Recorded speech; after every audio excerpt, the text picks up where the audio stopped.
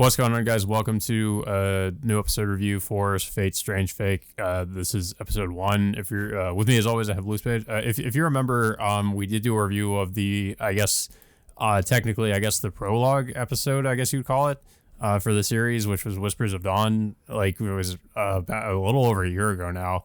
And that came out. I heard apparently there was been some production issues with this series, which is why we got that episode over a year ago, and they've been in production for the series ever since then.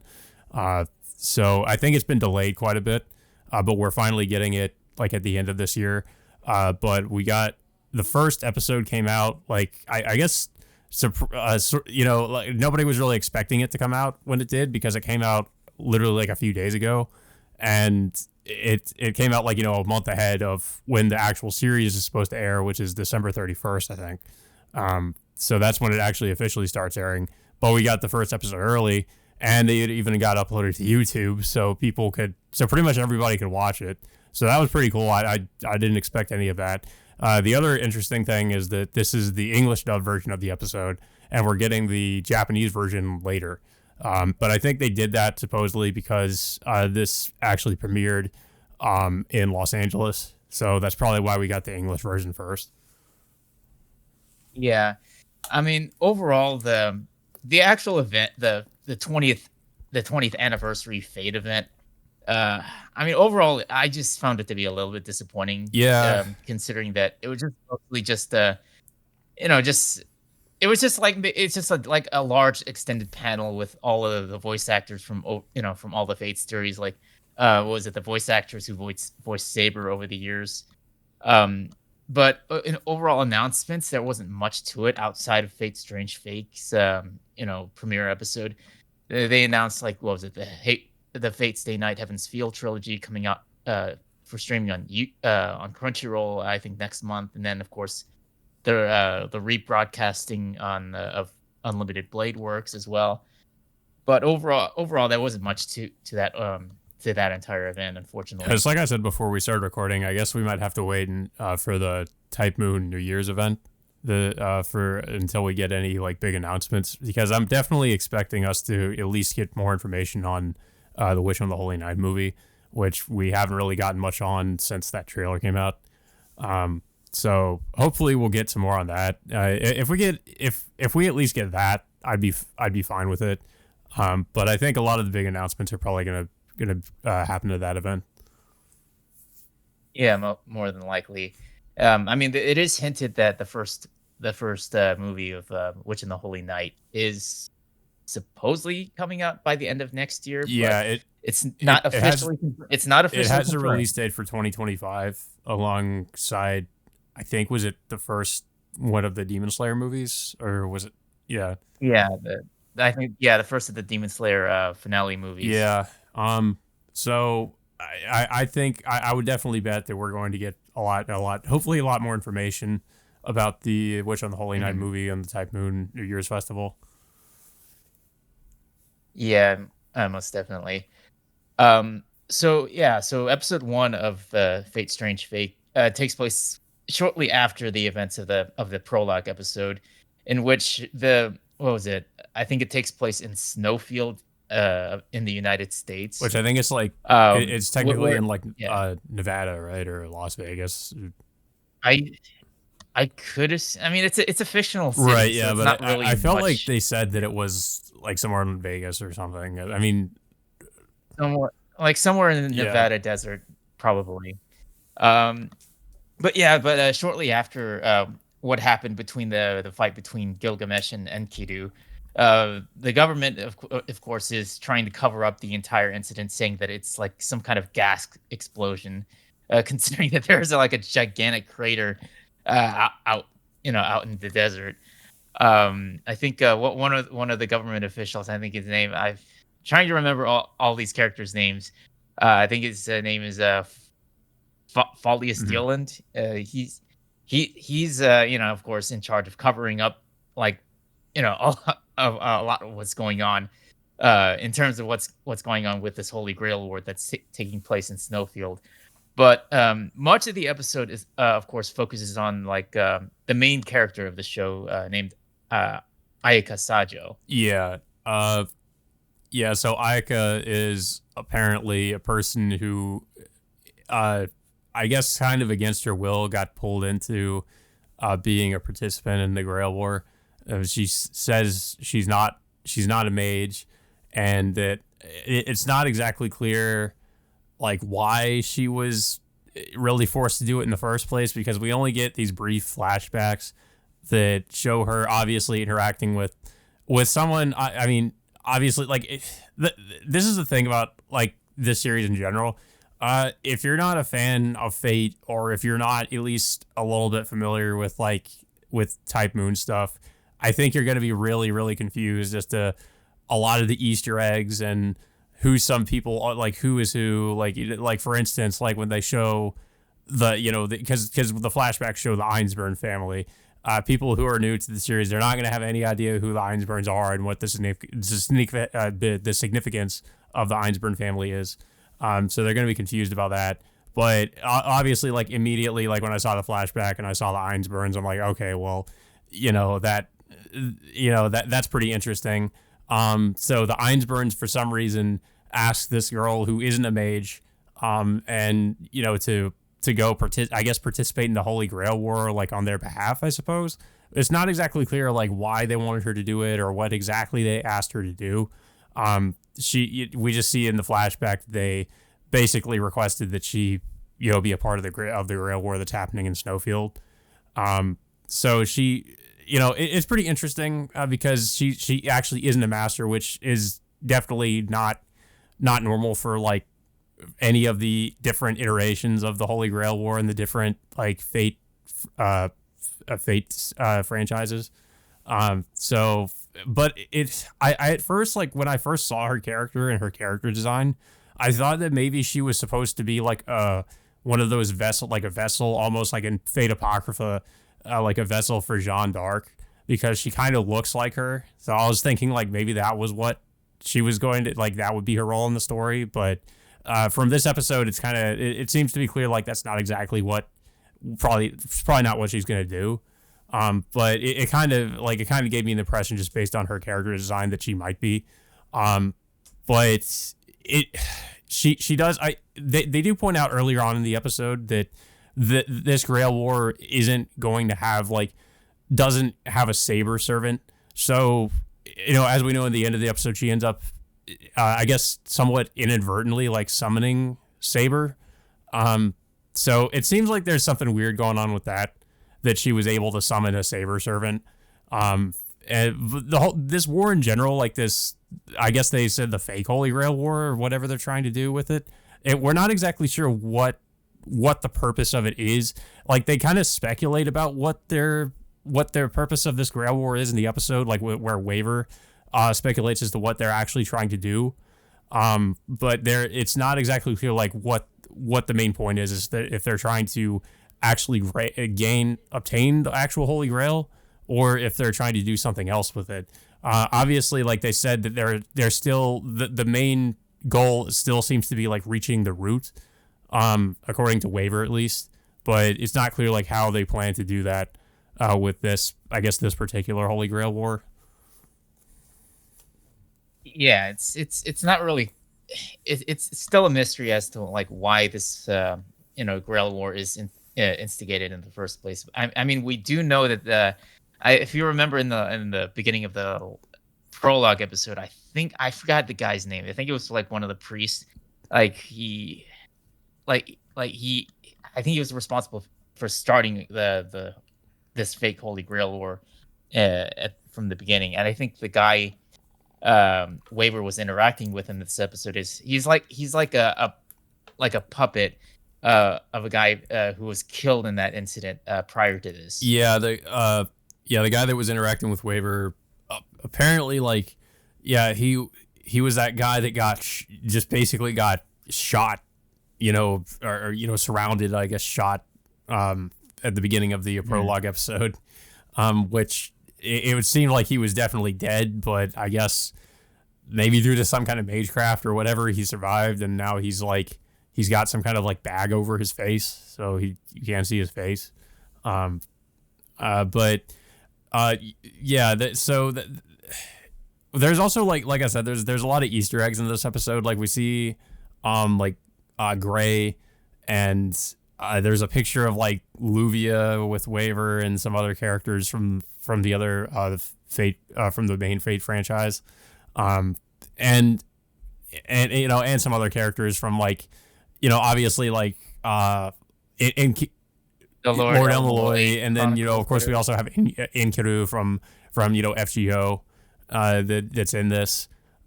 So it definitely feels like it's a series that's for fans, if anything, of Fate. And I think that's because the guy that wrote Mhm. it was apparently like a big fan of the Fate franchise and like Type Moon stuff, because it definitely seems like he threw a lot of like references in there from like the Type Moon Yeah, universe. yeah. Um, but overall, this entire episode is mainly focused on the introduction of Ayaka Sajo, who, like we mentioned before, is thrust into this Holy Grail war against her will by the Einsburn family. Um, and of course, she, for whatever reason, she's suffering like some memory lapses or hallucinations uh, about like why she's even participating in this war in the first place. Mm. Because she talks to this like to the shopkeeper that she visits, and the guy asks her like what part of Japan does she live in, but for whatever reason she doesn't remember. So either like it's really strange. They don't really answer a lot of questions as of right now, but we'll probably get to know a little bit more once the show comes around next month. Yeah. And the episode also expands on some of the characters that were shown in the prologue episode, like the guy who's the head of the police force and the servant that he's working with, who supposedly he's a caster servant. But it's hard to tell he's even a caster servant, because the only thing he does is he's looking over like, I guess, different like or he's in a room. I guess he's locked in a room with all these like either like computer monitor screens or something, where he's, I guess, looking into the different participants in the Grail War, and I guess like feeding information to the head of the police force. But it seems like he's also kind of, in a way, sort of somewhat kind of blackmailing him into doing what he wants him to do at the same time.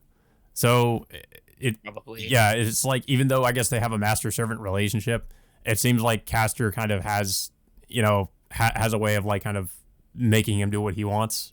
So yeah, it's not exactly clear like what, like how Castor's abilities even work, or that he even is a caster, because he hasn't done anything like that would imply he's a caster, other than like I said, all he's done is just sit in this room so far. And yeah. Yeah. There's another caster in this episode. I think we see her several times talking about how she wants to summon the Artoria Mm. Saber. I think her name is they call her Franchesca. Um, I th- I think, and then like she hires a person who ends up kidnapping Ayaka, so she can be used as a catalyst to summon Artoria. But then this guy who ends up kidnapping her ends up getting killed by assassin who ends up using was it Zabania, which is similar to like what the Hassan assassin Yeah, uses. so supposedly she's one of the assassins that worked for, I guess, worked for the Man of the Mountain, or they were associated with Hassan. Yeah, and then of course soon afterwards, Ayaka, I guess Ayaka inadvertently summons Saber, who of course is not Artoria, which Francesca assumes, but instead it's like it's a male it's a male Saber servant who somehow has like a version of Yeah, I Excalibur. like how he immediately pulled out Excalibur as well. Like he just immediately used it. And of course he ends up blowing a hole through like the ceiling of, I guess it was an opera house or something. Um, Yeah, and then of course shortly afterwards they meet both Ayaka and Saber are both arrested by the police force. And then unfortunately, Saber's antics cause a loud ruckus to pretty much like, they this entire thing gets broadcasted, saying, with Saber admitting that he ended up blowing up the opera house, but he'll make amends for the destruction. Mhm. Pretty much shocking everyone around them, and I think, what was it? We also see fuck, what was it? Flat in this scene. He just like tries to, get himself on camera on several occasions, for whatever reason. Um, but yeah, it's just like that's how there's just like, just that like what was it, like an Easter egg of that iconic scene, introduction icon scene between like Saber and the Yeah. servant, in which Saber asks Ayaka if, she is his master, but Ayaka flatly denounces this, saying like, I'm not, and I don't want to be a part of this whole thing. Yeah, I wonder if I guess maybe like Ayaka's whole character arc in the series will be like her not starting like out to not want to be a master and being forced into it, but eventually like kind of in a way like coming into the role of a master, even like against her will, but slowly like kind of turning into more of one. But the only interesting thing though is that she's not actually a mage, uh, and I mean even like Shiro from the original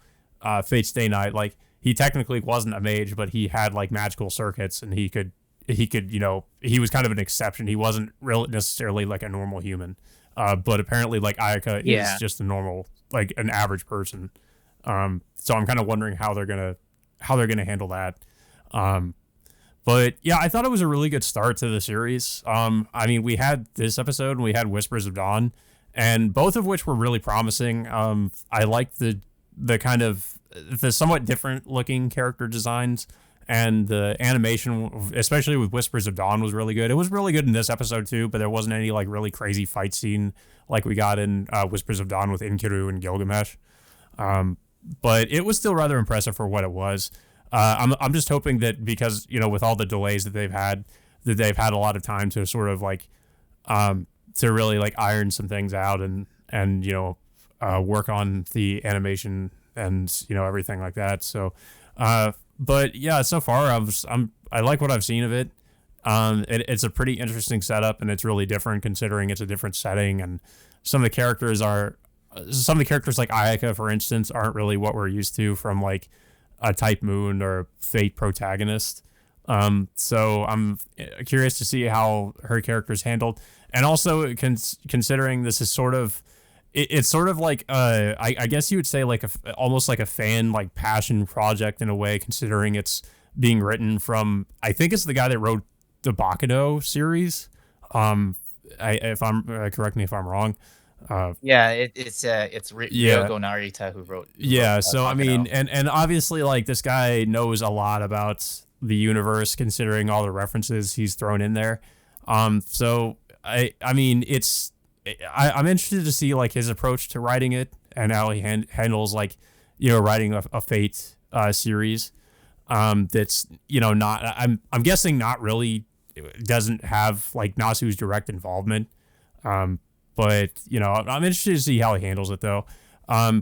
What also I was interested in as well is that the series in a way kind of reminds me a little bit of, I don't know if you like remember the Fate Prototype series that was canceled. Yeah, it does have some Because vibes to it with, the Fate I Prototype yeah. series had, it was very different in terms of how to approach the Grail War, and it also had like a female protagonist, which was, I think it was originally going to be the case before, when Nasu was writing the original Fate visual novel, and that Saber was going to be the male version, the actual male King Arthur, which is what we got in Fate Prototype. So in a weird way, like this feels like somewhat of a like reworked version of that, considering we have like a female protagonist with like an actual male Saber that also has Excalibur.